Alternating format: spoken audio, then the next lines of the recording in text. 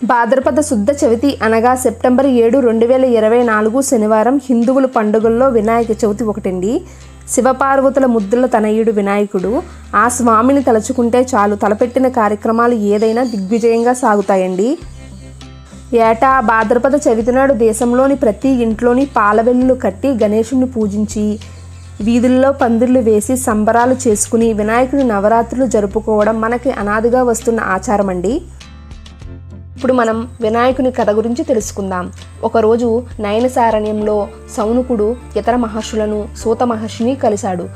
సత్సంద కాలక్షేపం కోసం సూత మహాముని సౌనకునికి ఇతర మహర్షులకు వినాయకుని జననం గురించి ఇట్లా చెప్పసాగాడు.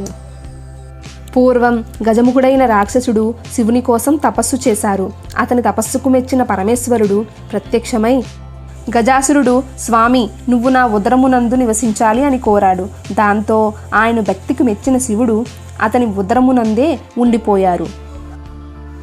జగన్మాత అయిన పార్వతీదేవి భర్తను వెతుకుతూ ఆయన గజాసురుని ఉదరంలో ఉన్నారని తెలుసుకుని ఆయన్ని దక్కించుకునే ఉపాయం కోసం శ్రీ మహావిష్ణువుని ప్రార్థించింది. శ్రీహరి బ్రహ్మాది దేవతలను పిలిచి చర్చించి గజాసురుని సంహారానికి గంగిరెద్దు మేళమే తగినదని నిర్ణయిస్తారు. నందీశ్వరుని గంగిరెద్దుగా అలంకరించి బ్రహ్మాది దేవతలందరూ తలొక వాయిద్యాన్ని వాయిస్తారు. అప్పుడు గజాసురుడు అది విని వారిని పిలిపించి తన భవనం ఎదుట గంగిరెద్దును ఆడించమని కోరతాడు. బ్రహ్మాది దేవతలు రసరమ్యంగా వాయిద్యాలను వాయిస్తుండగా జగన్నాటక సూత్రధారి అయిన హరి చిత్ర విచిత్రంగా గంగిరెద్దును ఆడిస్తారు. గజాసురుడు పరమానందభరితుడై ఏమి కావాలో కోరుకోండి ఇస్తాను అంటారండి. అంతటి శ్రీహరి గజాసురుని దగ్గరకు వెళ్ళి, ఇది శివుని వాహనమైన నందిని శివుని కనుగొనడానికి వచ్చింది, శివుణ్ణి అప్పగించు అని కోరతారు. ఆ మాటలకు గజాసురుడు నిర్వీర్యపోతాడు. వచ్చిన వారు శ్రీహరి అని తెలుసుకుంటారు. గజాసురుడు తన మరణం నిత్యమని తెలుసుకొని తన గర్భంలో ఉన్న పరమేశ్వరుని ఉద్దేశించి, స్వామి నా శిరస్సు త్రిలోక పూజ్యముగా చెయ్యి, నా చర్మమును ధరించు అని ప్రార్థిస్తారు. తన గర్భంలో ఉన్న శివుణ్ణి తీసుకోవచ్చునని విష్ణుమూర్తికి అంగీకారం తెలియజేస్తారు. శ్రీహరి నందిని ప్రేరేపించగా నంది తన కొమ్ములతో గజాసురుని ఉదరాన్ని చీల్చుతాడు. బ్రహ్మాది దేవతలు వీడ్కోలు చెప్పి శ్రీహరి వైకుంఠానికి వెళ్ళగా శివుడు నంది ఎక్కి కైలాసానికి వెళ్తారు. శివుని కోసం ఎదురు చూస్తున్న పార్వతీదేవి స్నానానికి వెళ్తుంది. స్నానానికి వెళుతూ దేహానికి నలుగు పిండి అద్దుకుంటుంది. పరధ్యానంలో ఆ పిండితోనే ఒక ప్రతిమను తయారు చేస్తుంది. చూడముచ్చటైన ఆ బాలునికి తండ్రి ఉపదేశించిన మంత్రం సహాయంతో పార్వతీదేవి ప్రాణప్రతిష్ఠ చేస్తుంది. దివ్యసుందరమైన ఆ బాలుణ్ణి వాకిట కాపలా ఉంచి తాను స్నానానికి వెళ్తుంది. అంతలో అక్కడికి వచ్చిన శివుణ్ణి ఆ బాలుడు అడ్డుకుంటాడండి. కోపానికి లోనైన రుద్రుడు ఆ బాలుడి శిరస్సును తన త్రిశూలంతో ఖండిస్తారు. ఆ శబ్దానికి బయటికి వచ్చిన పార్వతీదేవి జరిగిన ఘోరాన్ని చూసి కన్నీళ్లు పెట్టుకుంటుంది. దీంతో శివుడు గజముఖుడి శిరస్సును తెప్పించి ఆ బాలునికి అతికించి ప్రాణం పోసి గజాననుడు అనే నామకరణం చేస్తాడు. అతని శక్తి సామర్థ్యాలను పరిశీలించి భాద్రపద శుద్ధ చవితి నాడు గణాధిపత్యం అప్పగిస్తాడు.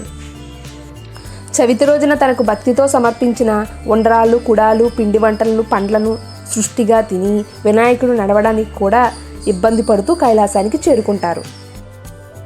శివుని శిరస్సుపై ఉన్న చంద్రుడు గణనాథుని అవస్థలు చూసి పక్కుపని నవ్వుతారు. రాజదృష్టి సోకిన రాళ్లు కూడా నుజ్జైపోతాయని వినాయకుడు ఉదరము పగిలి అందులో ఉన్న ఉండ్రాళ్ళు, కుడాలు బయటికి వచ్చి వినాయకుడు చనిపోతారు. దాంతో ఆగ్రహించిన పార్వతీదేవి వినాయకుడు చనిపోయాడన్న బాధలో, నా కుమారుడు అచేతనంగా పడి ఉన్నాడు కాబట్టి నిన్ను చూసిన వారు పాపాత్ములై నీలాప నిందలు పొందురుగాక అని శపిస్తుంది. పార్వతీదేవి చంద్రుణ్ణి శపించే సమయంలో సప్త ఋషులు భార్యలతో కలిసి యజ్ఞం చేస్తూ అగ్నిదేవునికి ప్రదర్శన చేస్తుంటారు. అగ్నిదేవునికి ఋషిపత్నుల మీద మోహం కలుగుతుందండి. కోరిక తీరక శపిస్తారేమో అన్న భయంతో అగ్ని క్షీణింపసాగుతాడు.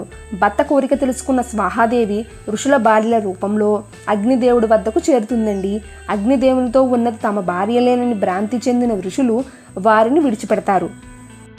శ్రాపగ్రస్తుడైన చంద్రుని చూడడం వల్లే ఋషుల భార్యలు నీలాపనిందలకు గురి అయ్యారని దేవతలు గ్రహించి వీరందరూ బ్రహ్మదేవునితో కలిసి కైలాసానికి వెళ్తారండి. మరణించిన విఘ్నేశ్వరుడికి బ్రహ్మదేవుడు తిరిగి ప్రాణప్రతిష్ఠ చేస్తారు. తర్వాత పార్వతీదేవితో, అమ్మా, నీవు చవితి చంద్రుడికి ఇచ్చిన శాపం వల్లనే ఇలాంటి ఆపదలు కలుగుతున్నాయి కనుక శాపాన్ని ఉపసంహరించుకో అని కోరతారు. అప్పుడు పార్వతీదేవి ఏ రోజున చంద్రుడిని విఘ్నేశ్వరుడు చూసి నవ్వుతాడో ఆ రోజు చంద్రుడిని చూడకూడదు అని శాపాన్ని ఉపసంహరించుకుంటుంది. అందుచేతనే ఆ రోజు నుండి భాద్రపద శుద్ధ చవితి రోజున చంద్రుడిని చూడకూడదు. ఒకవేళ చూసినా చవితి రోజున మనం పూజ చేసుకున్న అక్షంతలు తలపైన వేసుకున్నారంటే ఏమైనా నీలాపనిందలు వచ్చినా అవి తొలగిపోతాయని పురాణాలు చెప్తుంటాయి. ఆ వినాయకుని ఆశీస్సులు మన అందరిపైన ఉండాలని కోరుకుందాం. నా వీడియోస్ కనుక మీకు నచ్చినట్లయితే please share, like and subscribe my channel.